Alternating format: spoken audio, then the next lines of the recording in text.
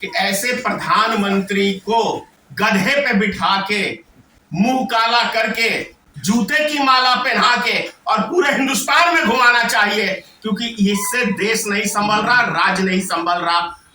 देश का सत्यानाश मार दिया इसने जुमले मार मार के।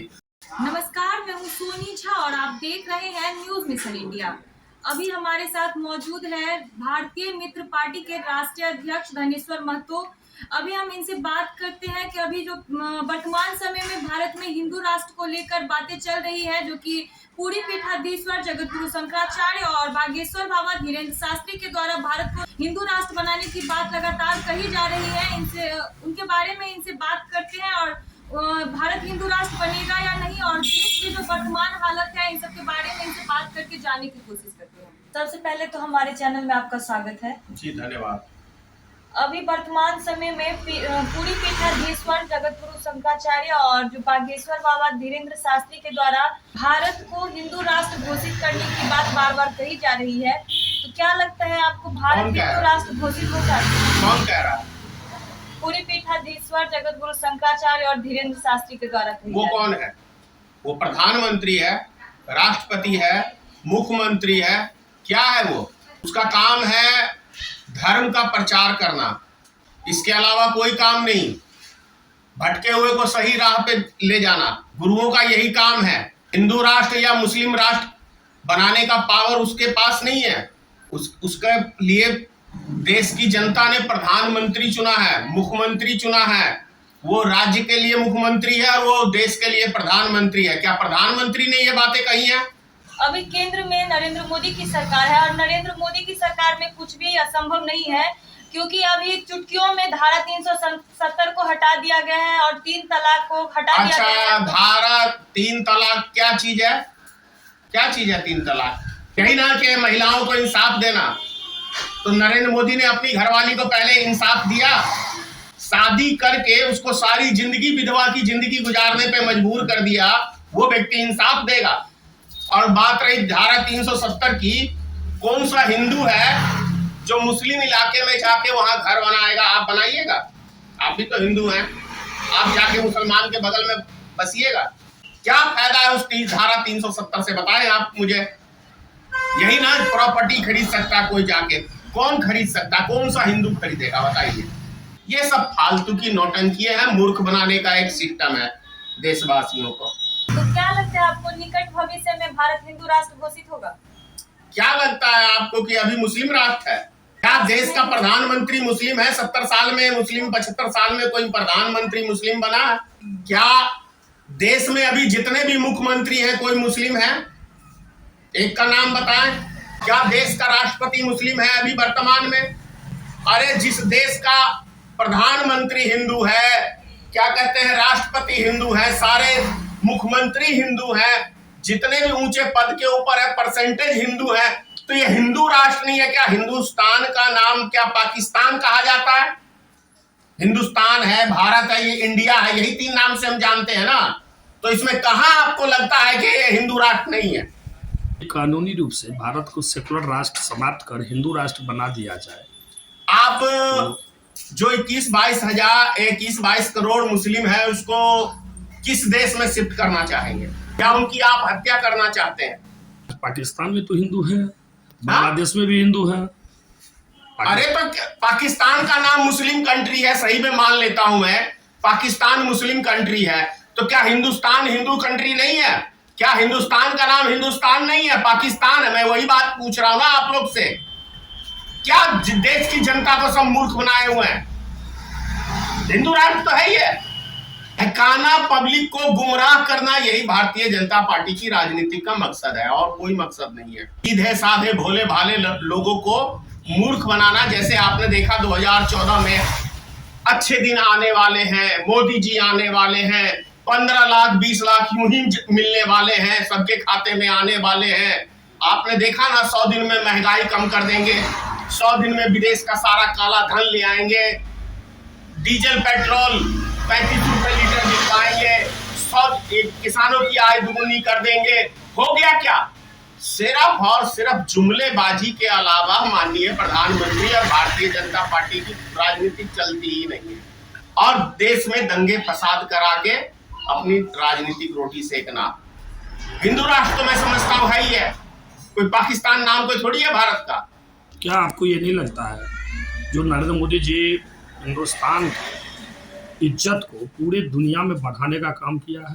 क्या आपको ये नहीं लगता कि इस देश का प्रधानमंत्री पूरी दुनिया में भारत का नाक कटाने का काम किया है? मणिपुर में 3 महीने से जो दंगे हो रहे हैं और जो हमारी बेटी को नंगा करके उसके योनि में हाथ दिया गया, उसकी छाती पे हाथ दिया गया, उसका रेप किया गया, और उसके बाद ये क्या कहूं मैं, ऐसा पतित प्रधानमंत्री, इतना गिरा हुआ प्रधानमंत्री भारत के इतिहास में कोई नहीं बना है।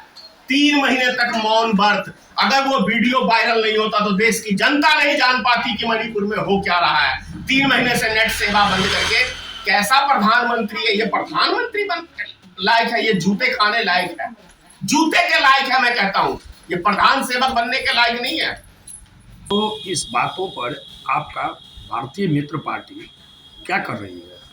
मैं तो एक ही बात कह रहा हूं कि ऐसे प्रधानमंत्री को गधे पे बिठा के, मुंह काला करके, जूते की माला पहना के और पूरे हिंदुस्तान में घुमाना चाहिए, क्योंकि इससे देश नहीं संभल रहा, राज्य नहीं संभल रहा। देश का सत्यानाश मार दिया इसने जुमले मार मार के।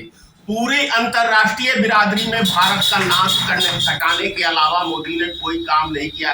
एशिया के 27 देश एक साथ भारत देश का और मोदी का बहिष्कार किया है मणिपुर के मैटर के ऊपर। उसके बाद इंग्लैंड में, ये क्या कहते हैं, अमेरिका में, ऑस्ट्रेलिया ने, सभी देशों ने मोदी का बहिष्कार किया है, उसकी नीतियों का बहिष्कार किया है। और हमारे देश की जो बिकाऊ मीडिया है, गोदी मीडिया है, जिसे हम दलाल मीडिया कहते हैं, वो इन खबरों को दबा के देशवासियों को हमारी मूर्ख बना रही है।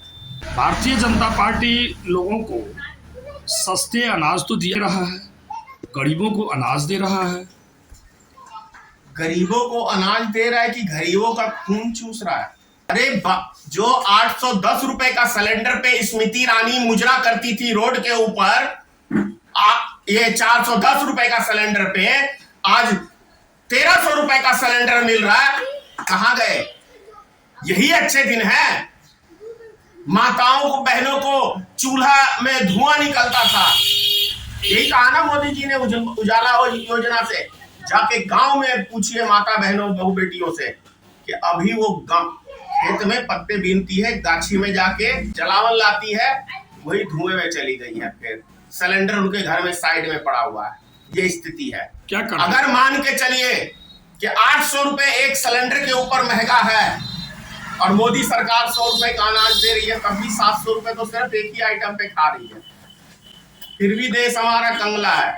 155 लाख करोड़ रुपया वर्ल्ड बैंक का कर्जा है। क्यों नहीं गोदी मीडिया बताती है कि कितना मोदी जी ने वर्ल्ड बैंक से कर्जा लिया है?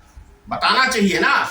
1,55,000 रुपए के करीब आपको एक व्यक्ति के ऊपर कर्जा गिरा दिया मोदी सरकार ने, बेच दिया इस देश की जनता को। और फिर भी लोग गुमराह हैं, भटके हुए हैं। सीधे साधे लोग, किसान क्या जानने गए राजनीति? वो तो 2 वक्त की रोटी कमाने के लिए उनके पास फुर्सत नहीं है। वो क्या जानने गए राजनीति? क्या आखिर चल क्या रहा है भीतर? वो तो जो गोदी मीडिया दिखा रही है उसको सच मान लेते हैं। देश खोखला हो गया है, तंगला हो गया और मोदी ने इसको बेच दिया है, देशवासियों को बेच दिया है। तो क्या लग रहा है इस बार विपक्ष जो इंडिया बनाया है, ये इंडिया भारतीय जनता पार्टी को पराजित कर पाएगी?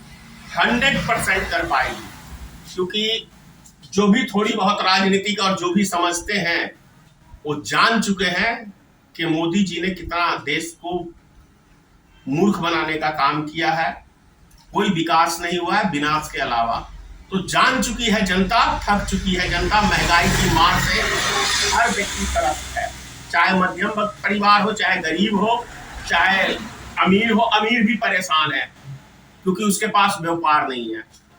एक हफ्ते के अंदर 4 हीरा व्यापारियों ने आत्महत्या करा। सूरत के अंदर ये रिजल्ट है। अब जबरदस्ती ढोल पीटे जाए, जबरदस्ती अमृत काल के अंदर क्या बहू बेटियों को नंगा करके घुमाने का रिवाज है क्या? लेकिन इस अमृत काल में तो हुआ है ऐसा। कभी देखा इसी अमृत काल के अंदर ट्रेन के अंदर आरपीएफ 4-4 आदमियों को गोली मार देता है? ये अमृत काल में हो सकता है। Make in India, signing India, जो भी इंडिया मोदी जी ने नाम रखा हुआ इन्हीं के इंडिया में हो सकता है। लेकिन हमारे जो पुराने इंडिया थे, पुराना हमारा कल्चर था, उसमें ये सब चीजें कहीं अलाउड नहीं था। अपना परिचय बताओ। मेरा भारतीय मित्र पार्टी का राष्ट्रीय अध्यक्ष श्री धनेश्वर महतो।